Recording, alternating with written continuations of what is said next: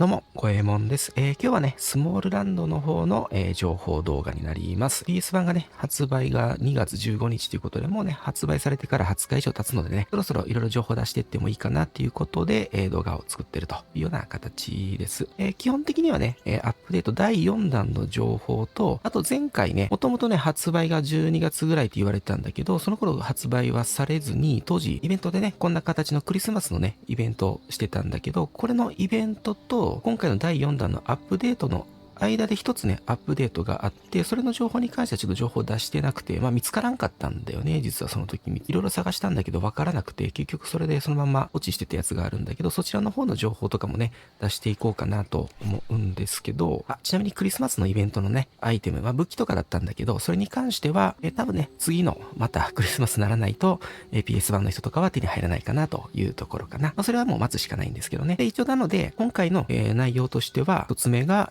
前回のアップデート時に追加された25個の装飾品関係だね、のお話と、プラス、ちょっとした注意点ね。最近こう、始められた方、前々回のアップデート第3弾の時に、レアリティとかそういうのが追加されてね、ちょっとだけややこしくなった部分があって、前回の動画ではね、ちょっとうまくその辺の説明が一つできてなかったことがあったから、それの一個注意点が一つと、あとは今回の第4弾で追加された、ワールドイベントと、あと、ストーリーに関してちょっとね、だけお話をしようかなというところです。全体を通してね、ネタバレ等もね、ちょっとあったりはするので、そういうのがどうしても嫌だよっていう方はね、見ないでいただけるといいかなというところですね。で、一つ目としては、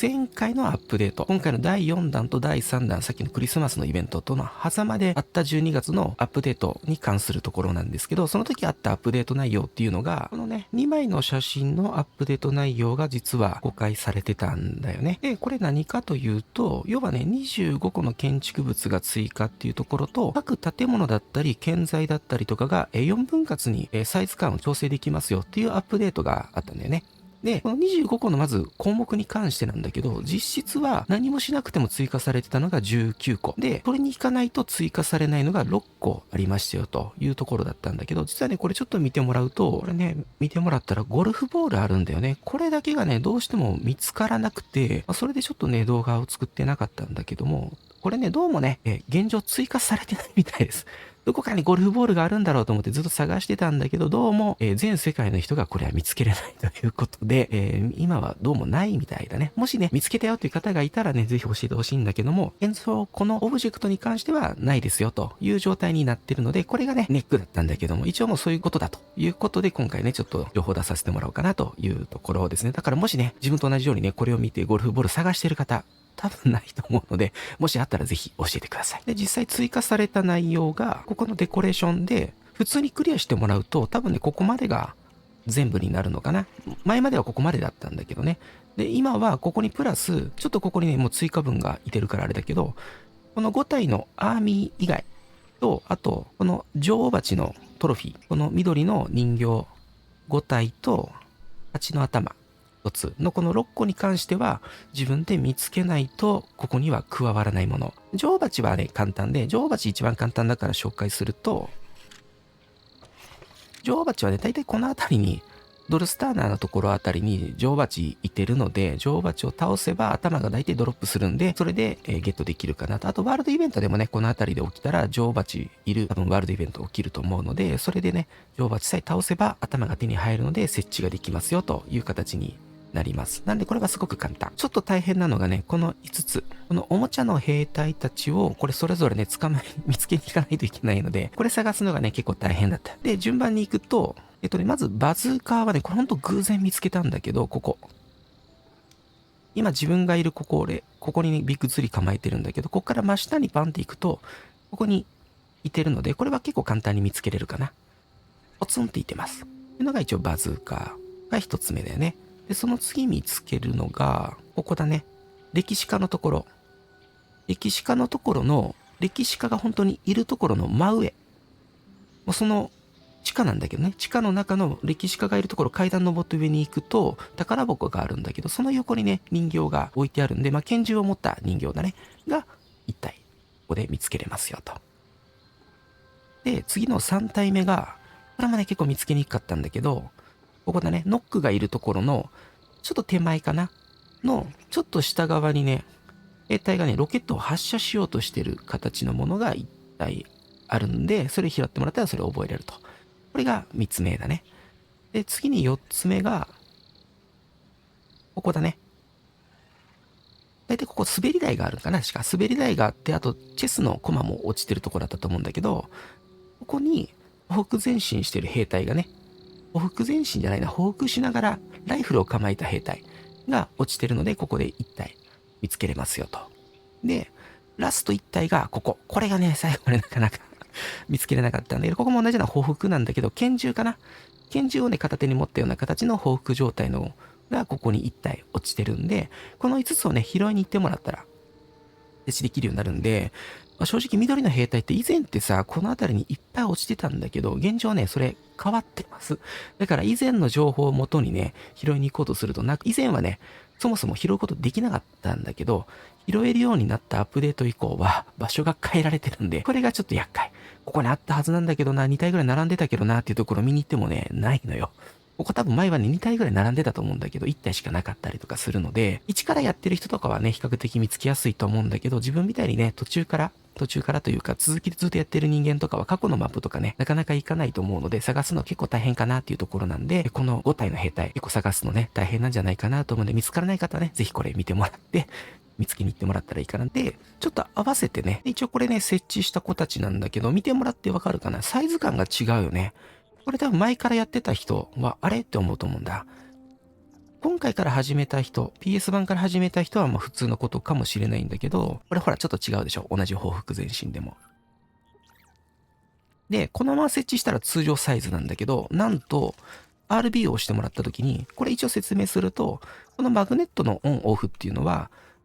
吸い付くかどうかだよね。だからこれ基本的には土台だったりとか壁とかそういったものには効果あるけど、それ以外のものはあんまり効果ないかなっていうところなんで、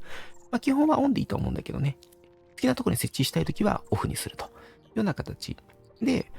このマス目のグリッドのやつも同じような感じで、どっちかっていうと壁関係かな。壁とかで1にしておくと、まあ、どこでもスムーズに動かせるんだけど、70にするとちょっとこまめにポンポンポンと、140するとより細かくグリッドにこう選ばれていくっていうような形になるだけなんで、まあ、こういう人形関係だとあんまりね、これで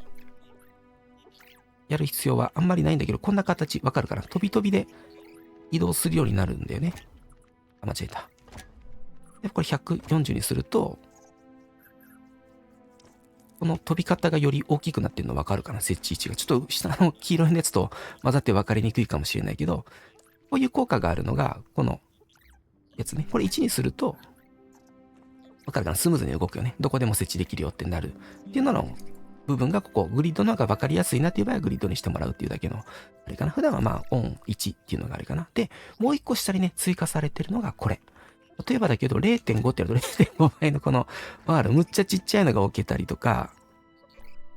0.75 倍、ほら。で、1倍。で、1.5 倍までは素材が増えないんだよね。この人形に関しては。ところがね、これ2倍にすると素材がなんと2個いるということなんで、この超巨大なものを設置しようとする場合はもう1個ね、拾ってこないといけないから、ちょっと大変だね。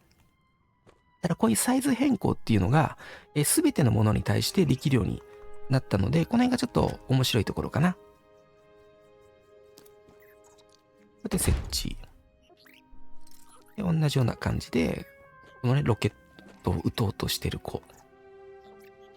に関しても、サイズ感をね、1.5 倍ってやる。0.75 とかでね、やって、こう、ペンタコを置けると。いうのがね、前回のアップデートで追加されてた建築部分でのね、変更になるんだけど、これが、全部に対して適用されるんで、例えばだけど、絨毯に関しても、これ今 0.75 になってるからちっこいでしょ？で、必要なのが3個ファイバーが必要ですよ。これ2倍にすると、強数が8になりますよと。で、でっかくなる。1.5 だと6。さっきの人形の場合は 1.5 までは1でいけたんだけど、やっぱりこういう細かい素材使うやつは、ちゃんと増えちゃうんでね。逆に言うと、ちっちゃくすれば素材も小さくできるというような形で、サイズ感が選べるようになっているので、この辺がちょっと面白いかなって、可愛らしいのがだから作れるのよ。椅子とかもだから、サイズ感が、むっちゃちっこいのもこうやって作れちゃうから、見てこのちっちゃさ。だから超ミニチュアな家っていうのも立てることができますよということなんだよ。これね、全部に適用だから。こういった壁あるでしょ？壁もほら、わかる？ 0.5 になってるんだよね。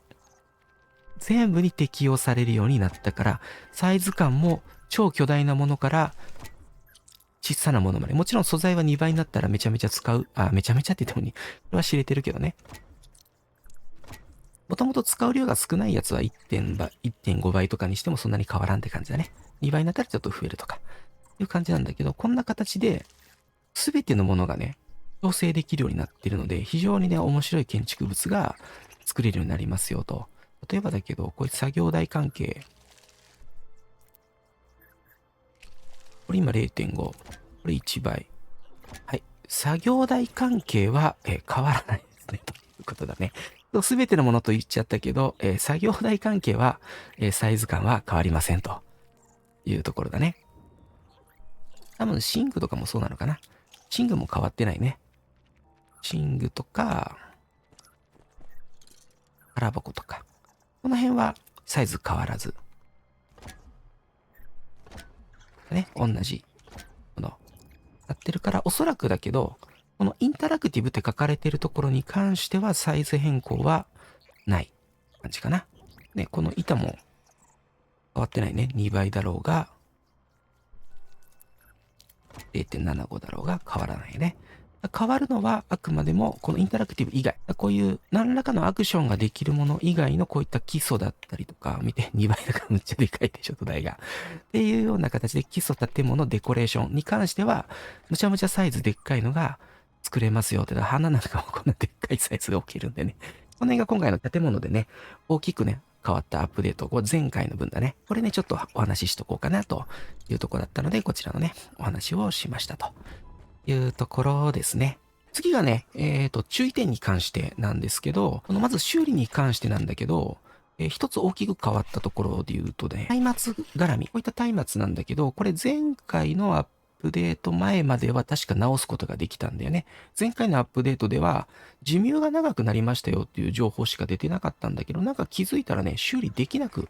なってたんで、現状松明は、もう使い捨て。どんな上位の松明でもどうも全部使い捨てになっているので、これは修理できないですよというところが一個注意点。これ変わった部分だね。で、もう一個の注意点が、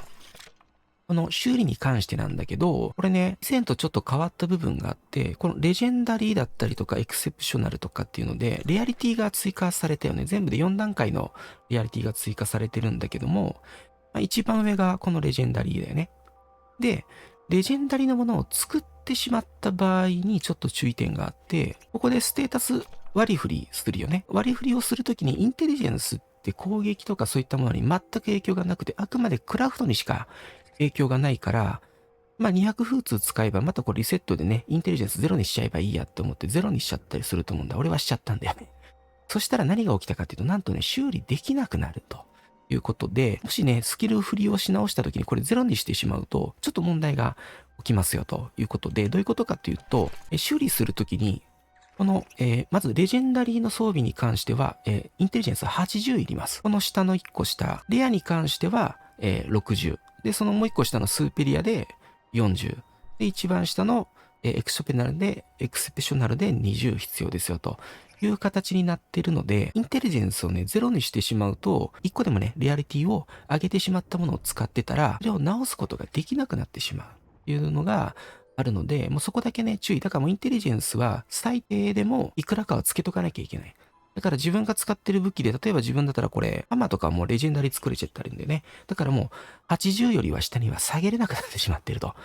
修理するたんびにね、打つ使うとかちょっとしんどいよねっていうことで、この辺がね、ちょっと今回っていうか前回だね、前回のアップデート以降変わった部分でちょっと注意が必要な部分だね。っていうことでね、ちょっと修理に必要なんで、インテリジェンスに関しては、多分ね、ある程度進んだらね、フーツも溜まってきて、一回スキル振りし直したいとなって、インテリジェンスをね、ゼロにしてしまうとかっていうケースも出てくるかもしれないんだけど、しばらく制作しないから、しばらくはいいかなと。いうので、インテリジェンスをゼロにしてしまうとそういうね、問題が起きるので、インテリジェンスはもう正直もう81だね。で、残りのポイントでちょっと割り振っていくというような形にしてもらうしか現状はないかなというところだね。だから実質217しかちょっと自由にできるポイントがないという形になっているというところですね。でこっからが、今回の第4弾で追加されたお話。で、一応メインでね、追加されたものっていうと、このワールドイベント絡みの、これだよね、ドルスターナー、リサンドラ、ミルメック、スカディ。それぞれのところにね、会いに行けば、いろいろなものがもらえますよ。もしくは何かこういったポイントがもらえますよっていうものなんだけど、これがね、またちょっと厄介でね、まずワールドイベント、今ちょうど起きてるんだけど、こういった形で起きてて、ワールドイベントが起きるのが15分から20分に1回。いうところで、正直でも自分の方はね、1回起きました。次のインターバルがね、どうも20分毎回あるんだよね。なんか15分ごとで起きてる気がしなくて、だいたい20分ちょっとオーバーぐらいで起きるかなっていう感じがするんだよね。ってなるとだよ、1時間の間でできるのってよくて3回だよね。運がよく本当に15分ごとにできるんだったら4回なんだけど、まあでも3回から4回って思ってもらったら1時間で。手に入るポイントがね、俺、ライブ配信してるとき8ポイントとかそういうときもあったんかなとかって思ってたんだけど、どうも勘違いで、毎回6ポイントしか入らないんですよ。この貢献ポイントってやつだよね。今140溜まってるんだけど、この貢献ポイントっていうのが1回のワールドイベントで6しか手に入らないから、1時間で3回しかできなかったとしたら18しか入らないのよ。だから18時間、10時間やって180ポイントしか入らないってことになるから、まあ本当にこれ1000ポイントって書いてるんだけど、1000ポイント貯めるとちょっと特殊な能力がこうつきますよって灰色になってるやつがね、あるんだけど、それをやろうとすると、本当に180ポイントしか入らないしたら50時間ぐらいやってやっと1000ポイント話なので、ちょっとね、鬼畜な数字すぎるんだよね。1000ポイントなんてとてもじゃないけど、やってらんないぞというところになって、出てですね、ちょっとね、鬼畜な感じ。っていうのが現状のワールドイベント。で、正直ワールドイベントの旨味っていうのは現状全くないので、無理にやる必要はないかなというところなんだけど、ちょっとね、注意点としては、むちゃむちゃね、強いやつが出てくるのよ。多分みんな知ってると思うけど、ボンビートルのが出てきてて、それがね、多いとね、4体ぐらい出てくるんだよね。少ない時は2体とかだったりするから、その場合はなんとかなるんだけど、3体、4体とかってなってくると、俺大体いつも40から連れ歩いてるんだけどね、40から HP4000 まで育った子が、3体に取り囲まれて、4体かな。全員に突撃を食らって、あっという間に HP0 になりました。突進のダメージが半端ない。4体が一気に突進バーってしてくるともう抑えられないから、あの子を倒すときは、今ちょっと流してるんだけど、こんな形でね、遠くからもう銃でパスンパフンやっちゃうというのが無難かなと。まあ、とてもじゃないけど、3体、4体を近接でやろうと思ったら、40からとりあえず置いておかないと危ないことなんで、そこだけ注意。それ以外はね、そんな強くないから、まあ簡単に倒せるんだけど、ただ、どれもね、倒してもそんなにメリットがないかなっていうところなんでね。まあ、ただ、過関係かな。血をね、落としてくれるよね。だからそれがね、ワールドイベントで多分この辺りだったかな。どこやったかな。多分この辺りで起きるワールドイベントだったと思うんだけど、だと大体カーだったりするから、そうするとね、血とかが取れるんで、まあ結構血とかね、カー倒すの、どこにいるんだろうってなるケース多いと思うんで、その辺はちょっと楽かなっていうところがありはするけどね、同じやつがいっぱい出るから、そいつらから同じ素材がいっぱい取れるっていうのが今唯一のメリットかなっていうところなんだけどね、ちょっと今からね、ちょっと気になってた蝶々の羽とね、あとちょっと防具がアップグレードできるかをちょっと確認したいから、それをね、ちょっともらいに行っていきます。これでドルスターナーのとこ到着で、そう、さっきのね、ワールドイベントの話なんだけど、ワールドイベントはね、ほんといろんなところで起きます。全部で多分どれぐらいだろうな。俺ので確認しただけでも数箇所あったから、まあ結構な数あるんで、各場所でね、それぞれバッタだったらいろいろ決まってるんで、出る子が。なのでまあ、それを楽しむのはありかなっていうとこだね。で、実際にこうやってね、各それぞれのノン PC のところに来たときに、まあ、全部同じ項目なんだけど、ここにね、あなたのファンクションについてお話ししたいですかみたいなやつがあるんで、これをね、選んでもらって、で、貢献したいと思いますっていうのをやると、どんだけのこう、貢献ポイントを渡しますかっていう項目が出てくるんで、これ渡しちゃうとなくなっちゃうんでね、これちょっと注意だね。次がこれ、物資を要求するっていうので、これもらいますよという感じのもの。で、もう一つが、参加したいと思っています。で、今、俺ドルスターのとこ参加してるんだよね。で、これちなみになんだけど、別段これ参加してなくても、ここね、今チェック入ってるね、参加してる。多分おそらくだけど、これ、参加してると、代謝回復力っていうのがつく。で、リサンドラに参加してたらリサンドラのとこにつくっていうだけ見てもらったら分かる通り、俺こっちに参加してるけど、リサンドラのところに貢献ポイント10上げてるよね。いうような形で、貢献ポイントはなくならないんだよね。続く回転も。だからまあ、好きなところにどんどん振っていったらいいと。まあ、一箇所に固めないとあれだろうけどね。ですね、140ポイントあるんでね、とりあえずね、ここ、見てもらうとね、貢献ポイント0で90ってなってるんだけど、多分もらえるんじゃないかというところで押してみるよ。あ、押せるね。だからやっぱバグってるだけ。だからここに寄付してない状態でいいんだね。で、140ポイント減ってないように見えるけど、あ、減ってるね。やっぱちょっとバグってるみたいで、一応形式上ちゃんと減ってる。あそこの見た目は0ってなってるんだけど、ちゃんと減るから、ここ注意ね。連続してやると減ってないように見えてしまうから、で実際にこうやって見ると、ちゃんと90減ってるんでね、ここだけちょっと注意ね。多分バグってるんだろうね。で、あともう一個気になってたのが防具系だね。パッと見弱いんだけど、アップグレードができるんであれば強くなるかなっていうとこなんだよね。とりあえず1個もらっとこう。羽と足もちょっとつけてね。足貧相。貧相な足だね。で、蝶々で羽ばたきこんな感じだね。ただ、やっぱりないね、イカロスのあれが。羽ばたきないや。のカックグライダーだね。そうか、羽ばたきないとちょっと羽使えないね。蝶々になれるけど。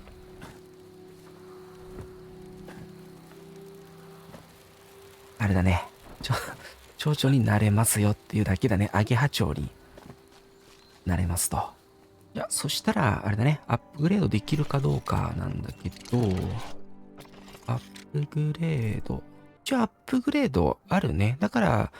初期では弱いんだけど、おそらくこっから3段階上に上げれるんじゃないかなっていうとこだね。やってみようか。ファイバースリングと重厚なキッチン室。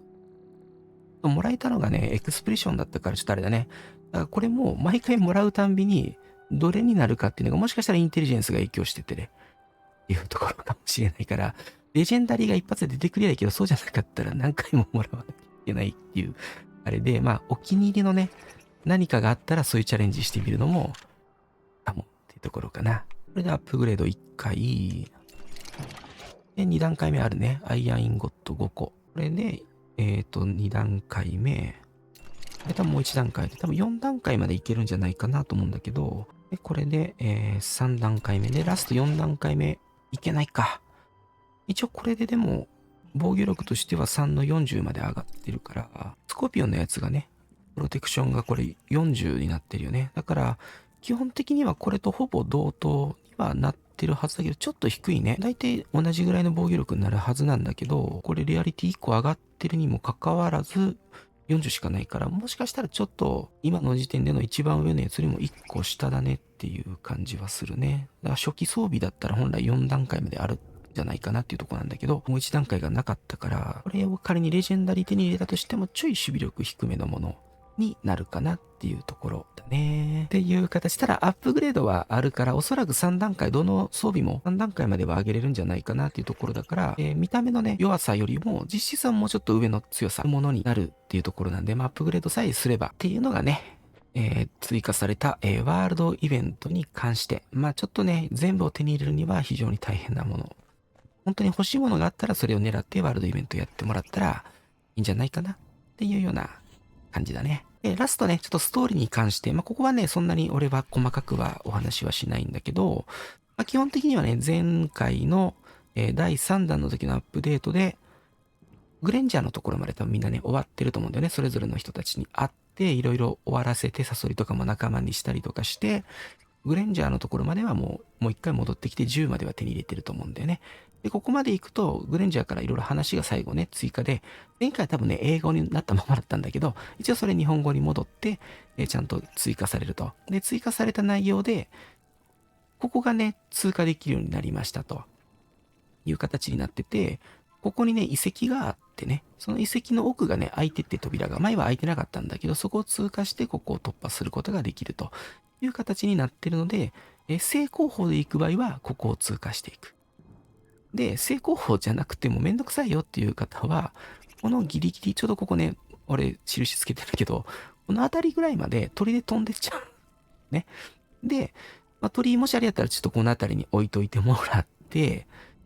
まあ安全な場所でね、ピースフルでやってない方は、ちょっと安全なところでね、置いてもらって、で、こっから塔に侵入してもらうと。このまま塔まで飛んでいっちゃうと、砲台がね、ここの塔は全部ね、開放されてて、この辺りの砲台とかも、一部ね、もう無人の状態で撃ってくるようになってるんで、こっちの領地のね、砲台に関しては、自分たちが潰しに行けば、そこから出てくる子たちを全部倒して潰しきれば、もう動くことは二度とないんだけど、自分のマップではね。公式マップはまた別だけどね。なんだけど、ここに関してはそういうことができなくて、もう無限像に大砲を撃ってくるんだよね。だから、それで全部飛んでいこうとすると撃ち落とされちゃうんだけど、手前ぐらいはね、ギリいけるのよね。だからこの辺ぐらいまで鳥で行って、とりあえず降りて、こっから登っていくってやれば別段こっから行かなくていいので、まあこう登っていってもらったらいいかなと。で、結構ね、この塔、敵強くて結構しんどいから、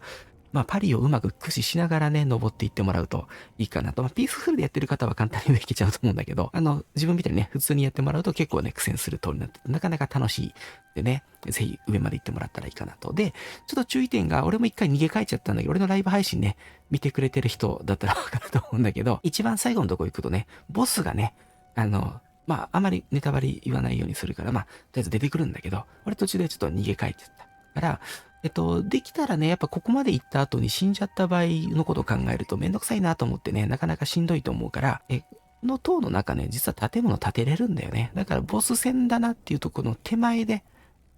建物建てちゃって、建物っていうか、まあ、寝具とか置くだけでいいんで、寝具と、あと死んじゃった時に、自分のものを取りに行く時に、HP がちょっと減ってるとしんどいから、ちょっとだけ回復物をそこの宝箱も置いて、設置しておけば、楽にできると思うんで、その状態で敵を倒しに行くと、ボスを倒しに行くっていう風にしてもらうと、死んじゃってもそこからすぐリスポーンできるから、楽に戦えるんじゃないかな、という感じかな。で、ここにベッドを置いちゃうとね、その後、ログアウトしてもう一回戻るときに、自分のこの、ビッグツリーのとこ戻ってくるのが大変だっていうケースがあるんだけど、もしね、全部のところでもここにしかベッドが置いてなかったら、どうもね、ここに戻れるみたいだから、リスポーンが自動で、ここになるみたいだから、まあ、終わった後ね、そのベッド壊せばすぐあっちに戻れるというやり方もできるかなっていうところなんで、ちょっとそんな形でやってもらったらいいかなと。で、敵がどうしても強くて勝てないっていう方は、ボスが強すぎてっていう場合はもうね、最強のね、俺弾ないや。弾切れちゃってるけど、この最強の銃を使ってもらったら、そうね、いけるんじゃないかな、というところだね。ちなみにラスボスを倒すと、まあ、ちょっとあんまり見せるとあれかな。一応さっきからね、ちょっと見えてた、この頭と羽だね。と、この体験がね、手に入るんでね、ぜひ最後までやってもらって。ちょっと強いかどうかで言うとちょっとね、微妙なんだけど、まあ、もしかしたらこれも後々ね、何か評価できるようなものっていうのが今後のアップデートで来るかもしれないけど、俺はもうかっこよさしか見てないから、良さなんて関係ないから、もうこれを使うんだ。っていうところだね。っていうので、一応最後に追加されてるのが、だから3つほど追加されますよという感じかな。現状だとそれぐらいかな。もしそれ以外にもね、何か追加されてるよっていうのがもしあったらね、教えてほしいかなっていうところかな。現状としては追加物としては、前回のアップデートでの25個のいろんな装飾品関係、まあこういったものだよね。まあこういったものだったりとか、まあこういったものたちだよね。あそこで見えてるこのやつとかね。あとこういったトロフィー関係だね。っていうのが前回追加されてて、で今回追加は第4弾ではどうも3つだけかなっていうところだね。っていうのが一応全体的なアップデート情報になります。まだね、今後4月、6月とね、アップデートしていくということで、今回これあくまで第1章ということなのでね、まあ実際エンディングまでね、ちゃんと見た方は、いや、絶対続きあるよねって思ってると思うので、まあそこにね、ぜひ期待してね、ちょっと次のアップデートどんなんが来るのかなっていうのを期待しながら、建築とかそういうのしてもらったらいいんじゃないかなというところだね。まあワールドイベントがね、もうちょっとアップデートかかっていろいろできると楽しいのかなっていうところではあるんだけど、まあ、正直ね、自分の中ではね、このゲーム、だいぶとお気に入りなんだよね。やっぱ雰囲気がね、すごく可愛らしくて、すごく楽しいんだよね。まあ虫がなかなかしんどかったりする部分はあるんだけど、なんか建物とかも全般可愛らしくて、自分の中では本当にお気に入りのゲームになってるんだよね。で、あとこういうね、ちょっと一時期ちょっと追加された特別変異って言われるような子たちももしかしたら他にもいるかもしれないから、もしそんな子をね、見かけたらぜひ教えてほしいかな。この子はあそこだよね。地下の下水道だいぶ前に追加されたこのね、ノックさんのところにあるこの下水道の中の奥の方に追加された特別変異のヤモリでね、なんかね、レベル100の子って言われてるんだけど、俺、捕まえるたんびに毎回97か98で100じゃないんだよね。突然変異のこの子ね、HP そんな高くなくて600しかないんだよね。ちょっと、この辺が気になるとこだよね。っていうところで、スモールランドね、ちょっと引き続き自分の方はね、